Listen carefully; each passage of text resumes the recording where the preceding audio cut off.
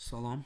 Deməli, coğrafiya 7-ci sinif kiçik summativ qiymətləndirmə nömrə 4 üzrə metodik vəsaitdə verilmiş nümunəvi suallara baxırıq. Birinci sualda deyilir, cədvəlin xanalarına uyğun nömrələri qeyd edin. Deməli, bizə cədvəldə morfostruktur və morfoskulpturlar verilib. Deməli, morfostrukturlar endogen proseslərin təsiri ilə yaranan relyef formalarına morfostrukturlar, egzogen, yəni xarici qüvvələrin təsiri ilə yaranan relyef formalarına isə morfoskulpturlar deyilir. İndi biz bunları rəqəmlərini uyğunlaşdırmalıyıq, uyğun xanalara yazmalıyıq. Deməli, bir mağara. Mağara xarici qüvvələrin, yəni yeraltı suların təsiri yaranır. Deməli, bu bir gəlməlidir morfoskulpturlar, yəni xarici qüvvələrin təsiri ilə yaranan relyef formalarına aiddir. Bir bura. Sonra 2. Sıra dağlar. Sıra dağlar, yəni daxili qüvvələrin təsiri ilə yaranır. Yəni endogen qüvvələri, yəni morfostrukturlardır. 2. Bura gəlir. 3. Okeanov. Okeanov da yenə daxili qüvvələrin təsiri ilə yaranır. Yəni morfostruktura aiddir.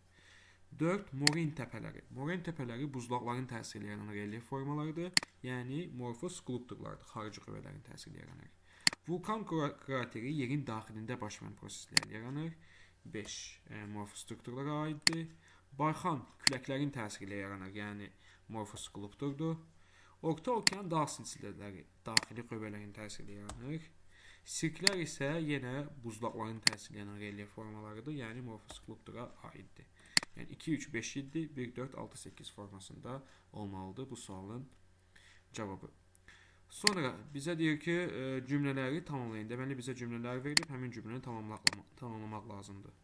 Deməli, canlı orqanizmlərin təsirindən süxurların parçalanması adlanır, üzvi aşınma adlanır. Yəni, üzvi aşınma.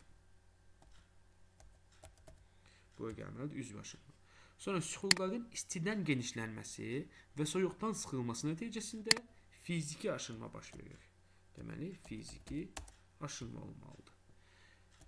Əsasən fiziki aşınma səhralarda baş verir. Çünki səhralarda gündüzlər çox isti olur, gecələr çox soyuq olduğu üçün. Süxurların suda həll olaraq tərkibini dəyişməsi kimyəvi aşınma adlanır. Deməli, bura gəlməlidir, kimyəvi aşınma.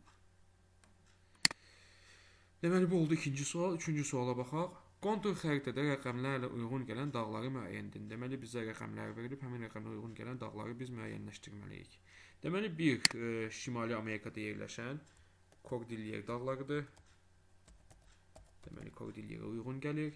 2. Yenə Şimali Amerikadakı Appalaç dağlarıdır. Sonra 3 rəqəmi Cənubi Amerikadakı And dağlarıdır.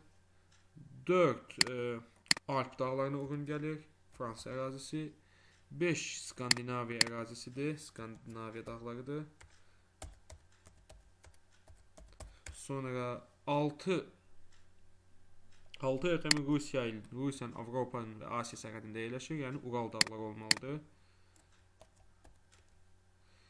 7 rəqəmi əsasən Qafqaz ərazisinə uyğun gəlir.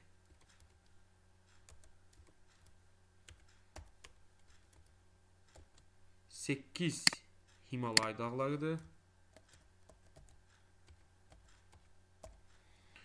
9 isə böyük su ayırıcı dağları hesab olunur. Deməli, böyük su ayırıcı dağlar. Deməli, bu bizim oldu. Üçüncü sualımız. Dördüncü suala baxaq. Düzgün olan ifadəni müəyyən edin. Kəlbəcərdə zəngin alunit yataqlarına rast gəlinir. Deməli, alunit yataqları Kəlbəcərdə yox, əsasən Daşkəsəndə yaradılıb. Yəni, zəylik alunit yatağı, yəni bu variant səhvdir. Filizçayda polimetal yataqlarına yayılmışdır. Bəli, Filizçay Azərbaycanın şimal-qərbində yerləşir və burada polimetal ehtiyatları var. Düzgün cavabdır. Qaz ehtiyatları Azəri yatağında. Azəridə qaz yox, neft ehtiyatları yayılmışdır. Onun üçün səhvdir. Qızıl yataqları Abşeronda yerləşir. Qızıl yataqları Azərbaycanın Zəngilan, Kəlbəcər və Gədəbəy rayonlarında yerləşir. Yəni düzgün deyil. Xoyak duzunun Lənkəranda, Xoyak duzu isə Abşeronda yayılıb. Yəni düzgün cavab B bəndə olmalıdır. Sonra bizə okean tipi relyef formanın adlarını müəyyənləşdirin deyir bizə. Deməli, bizə sxem verilib. Həmin sxemdə relyef formalarını müəyyənləşdirməliyik. Deməli, bir rəqəmi uyğun gəlir şelf və yaxud da materik dayazlığı və yaxud şelf uyğun gəlir. 2 okean novu və yaxud çirəkliyi, okean novu yazaq bura, okean çirəkliyi də deyə bilərik biz. 3 okean yatağı və yaxud da abissal düzənliklər, biz qısa formada abissal yazaq, yəni okean yatağı da deyilə bilər. 4 orta okean dağ silsilələri, okean dağ silsilələri. Sonra 5 materik yamacına uyğun gəlir. Materik yamacı. Deməli, bu oldu bizim okean dibinin relyef formaları. Sonra 6 mənşəyə görə düzənlikləri qruplaşdırın. Deməli, düzənliklər bildiyimiz kimi akkumulyativ və denudasiyon olmaqla 2 yerə bölünür. Ovalıqlar aiddir akkumulyativ mənşəli düzənliklərə, yayalar isə aiddir denudasiyon mənşəli düzənliklərə aiddir. Deməli, indi biz onları akkumulyativ və denudasiyon olmaqla uyğunlaşdırmalıyıq.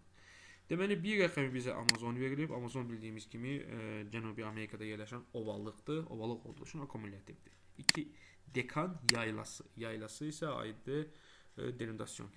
Hindistan yarımadasında yerləşir.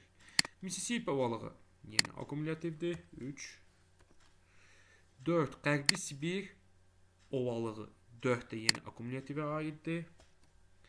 5 Brezilya yaylası. Brezilya yaylası isə aiddir denudasiyon mənşəli düzənliklərə aiddir. 5 6 Gobi yaylası, Asiyada yerləşən Gobi yaylası, o da yenə denudasiyon mənşəlidir, yayla olduğu üçün 6 bura aiddir. Sonra Orta Sibir və Qərbi Sibir biz akkumulyativ kimi qeyd etmişdik.